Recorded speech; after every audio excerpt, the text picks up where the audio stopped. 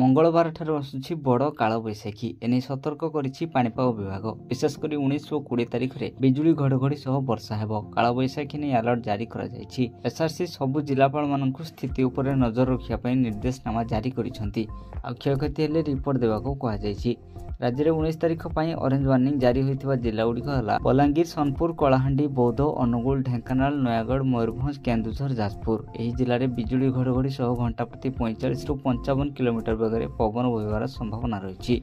अन्यपटे कटक, गंजाम, नयागढ़, कंधमाल, खोर्धा और ढेंकानाल जिले में 1 ରୁ 2ଟି स्थान में 7 ରୁ 11 सेंटीमीटर जाए वर्षा होबार संभावना रही। 20 तारिख पर ऑरेंज वार्निंग जारी होता जिलागुड़िक होची केन्द्रापड़ा, जगतसिंहपुर, कटक, खोर्धा, नयागढ़, पुरी, कंधमाल, गंजाम, गजपति, रायगड़ा और कोरापुट। यह जिलागुड़िक बिजुली घड़घड़ी सह घंटा प्रति 40 ରୁ 50 किलोमीटर बेगर पवन बोहिबार संभावना रही।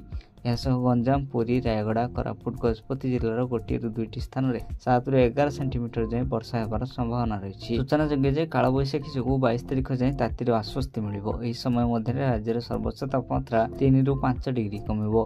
बिजुली और घड़घड़ी विपज्जनक होइथिबारु कालबैशाखी समय सतर्क रहबा सह निरापद स्थान को जीवाको परामर्श दिया जायछि। 22 तारिख पर पाणीपाग रे परिवर्तन आसिबो और दिनर तापमात्रा बढ़िबार संभावना रही।